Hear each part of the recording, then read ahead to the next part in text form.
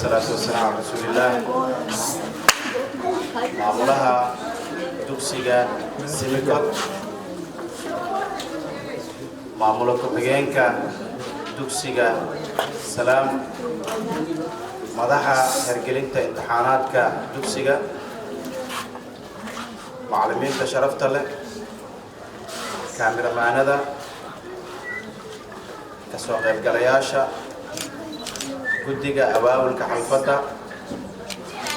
ardayda wiilasha iyo gabdhaha aan aad ku jeclahay soo qaybgalayaasha dhammaantiin mudanayaal marwey waxaan idinku salaamayaa salaanta islaamka assalaamu calaykum waraxmatullahi wabarakaatuh salaan sharafeed kadib farxad gaar bay ii tahay inaan idin soo hor istaago anigoo ka hadlaya dareenkayga ku aadan munaasabada maalinta macalinka Soomaaliyeed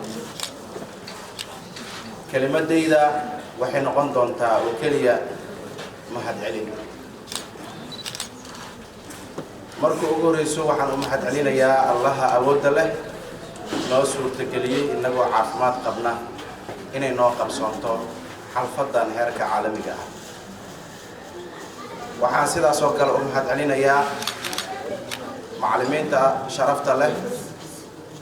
oo dhabaha u xirtay samada bixinta iyo barbaarinta jiilka soo koraya ee Soomaaliyeed iyagoo ka soo bixinaya meel mugdi ah isla mar ahaantaana keenaya meel iftiina macallimiintii hore ee halkan nagala joogtay oo nagala shaqeyn jirtay ee ay u saamixi weysay inay nala joogaan ayaguna waxaan leeyahay aad iyo aad baad u mahadsantihiin doorkiinii wax ku oolka ahaa ee dardargelinta waxbarashada dugsiga anfaca weyn ee hoose dhexe sare ee Salaam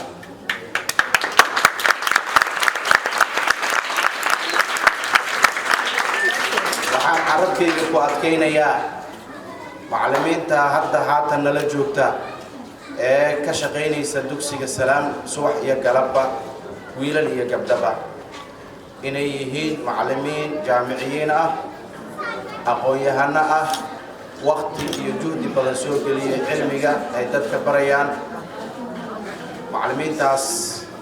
oo haatan ay qaybtooda ugu badan nala joogaan waxaan leeyahay abaalkiina laba eray oo aan mikrofonka ka iraado kuma soo koobi karo ee abaalkiina waxaan Ilaahay ka baryayaa inuu jannatul firdaws kaga bedelo qof kasta oo door fiican oo firfircoon ka qaatay madrasadan iyo howlaheedii iyo taabagelinta waxbarashada iyo dardargelinteeda qof kasto ahaadaba iyo goor kasto ay tahayba waxaan u haynaa abaal iyo amaan waxaan leenahay